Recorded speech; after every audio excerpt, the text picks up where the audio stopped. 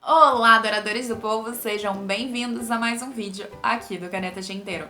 Meu nome é Camille Pezino e hoje a gente vai viajar para longe. Vamos para o meio da Austrália, no subúrbio de Brisbane, conhecer a história de um menino chamado Eli em Garoto Devora o Universo, do Trent Dalton. Essa obra foi cedida em parceria com a editora HarperCollins para o nosso clube de leitura Viajando para Longe. Então vamos fazer um breve resumo, uma breve análise e falar um pouquinho dessa edição aqui. Vem conferir. Fazendo o resumo de Garoto Devora o Universo. Aqui a gente conhece a história de Eli Bell, que é um menino junto de seu irmão August Bell.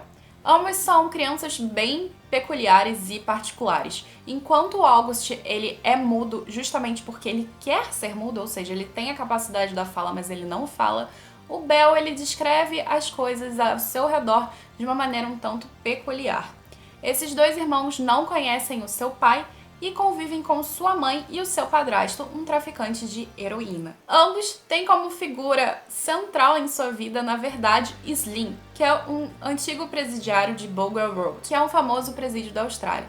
Esses dois meninos acabam passando por algumas desventuras no decorrer da sua infância e no final da sua infância eles veem o seu padrasto ser levado por um traficante que se chama Titus Bros. E esse traficante, muito bem quisto socialmente, porque a maior parte da sociedade não sabe que ele é traficante, irá desaparecer com seu padrasto, que é a única figura paterna que eles conhecem. Então, Eli vai crescendo a partir desse espaço em que o tráfico é normalizado junto com seus amigos vietnamitas e, ao mesmo tempo, ele tenta saber o que é correto, o que é errado, o que faz um homem ser bom. Fazendo análise de Garoto Devora o Universo. Antes de começar essa análise, eu quero deixar dois avisos. O primeiro aviso é: esse livro é baseado em fatos reais. O Trent Dalton realmente passou por alguma das experiências narradas aqui na história, então ele é autobiográfico. E o segundo aviso, não menos importante, é de que não desista desse livro no início. Ele realmente fica muito bom e eu posso dizer que foi uma das melhores leituras que eu fiz esse ano. Bom, depois desses dois avisos, agora a gente começa a falar sobre Garoto Devora o Universo. Aqui a gente tem uma estrutura narrativa muito interessante e muito perigosa, justamente porque pode cansar o leitor. Então foi justamente por isso que eu dei o aviso. A narrativa é extremamente poética e segue o padrão de como nós vemos o tempo. Sabe quando na infância o tempo passa super devagar e você tem memórias de uma infância enorme? E hoje em dia, por conta das responsabilidades, tudo passa muito rápido? O Trent Dalton usa e abusa disso na narrativa. Para fazer a construção, ele faz capítulos muito longos e muito lentos no início, mas depois, com o passar do tempo, vai se tornando extremamente rápido, ao ponto da gente já ter um romance policial, um thriller aqui, uma investigação. Então, é bem bacana porque isso passa tão rápido, uma mudança tão não perceptual, que quando a gente nota, a narrativa que estava super lenta, ela se torna super rápida. E isso é um ponto super positivo, porque ele realmente retrata a nossa vida e faz com que seja um livro surpreendente. Embora seja negativo, porque você pode desistir lá no início e pensar, cara, esse livro não vai ficar melhor, mas ele realmente vai. Então, tenha paciência com Garoto Devora o Universo. Agora eu quero falar sobre as questões filosóficas do livro. O que é ser um homem bom? Essa é uma pergunta que o protagonista se faz no decorrer da história e é uma pergunta que eu acho super interessante, porque Trent Dalton aqui vai trabalhar valores morais o tempo todo, justamente porque ele tem um padrasto traficante. O melhor amigo dele, a babá, é um ex-presidiário super famoso e real. Vale lembrar que Bogor Road e o Slim são personagens reais e você pode encontrar no site do presídio. É interessante porque você tem personagens que são presidiários, o Alex também é presidiário, você tem esse contato de uma criança com vários adultos que cometeram crimes, mas nós percebemos que ninguém é 100% bom, ninguém é 100% mal.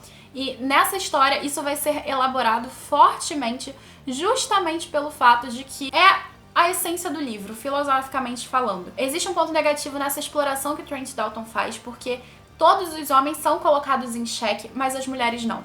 A maior responsável por muitos dos problemas que eu vejo do Eli e do August é a própria mãe, mas sabe quando você dá aquela passada de pano, fingindo que nada daquilo aconteceu, por causa da pessoa. É isso que ele faz com a mãe dele. Me incomodou muito, porque é uma personagem feminina muito presente na narrativa, junto com outra, e ambas não são responsabilizadas por nenhum problema social e nenhuma questão. E me incomoda pelo fato de que, por mais que você tenha uma grande gangster na narrativa, você não coloca ela no mesmo patamar como Titus Bros. E ao mesmo tempo, a mãe, que teve tantas escolhas ruins e negativas em cima dos filhos, é muito colocada como a personagem frágil, e talvez essa seja uma questão, junto com a questão da paternidade do Trent Dalton, porque como foi baseado em fatos reais, acaba que a questão da paternidade também é muito latente aqui. Ele passa muito pano pra mãe dele, e eu não gostei disso na história. Eu achei um tanto machista, porque é como se a mãe dele não tivesse tido a capacidade de pensar pelas suas próprias atitudes. Inclusive tem uma fala do próprio Lai aqui no livro que diz: se aconteceu alguma coisa ruim é porque um homem fez uma cagada. E não homem no sentido de humanidade, mas homem no sentido de homem masculino mesmo.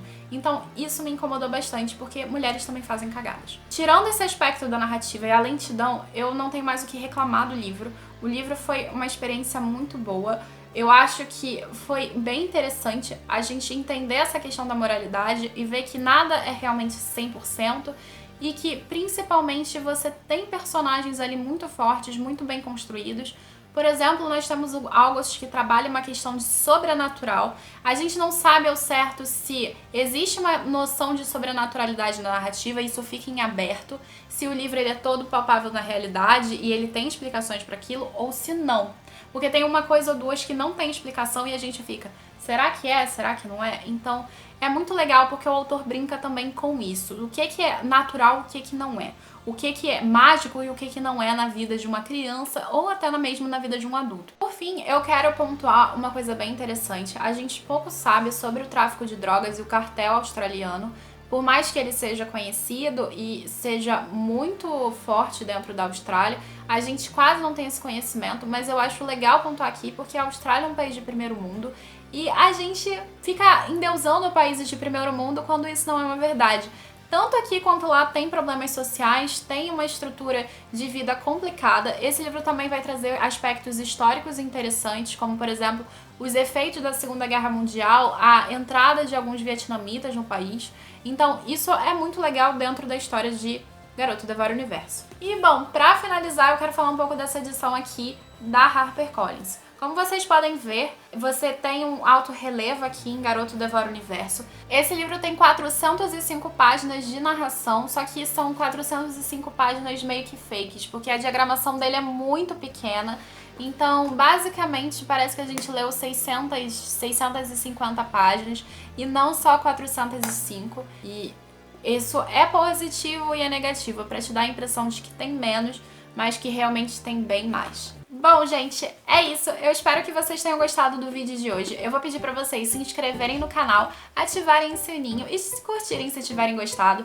Não se esqueçam que a gente tá fazendo sorteio de Natal junto com a Tati Durães, a Biblioteca da Rô, entre outros participantes. Então, confere aqui no link que vocês vão poder ganhar um prêmio maravilhoso. E também vamos ter uma live em breve, ou melhor, duas lives. Uma com a Rô, falando sobre escrita cinematográfica no terror, e também sprint de leitura com a Tati. E é isso, gente. Beijo pra vocês, abraço dos nossos mascotes e até a próxima. Tchau, tchau!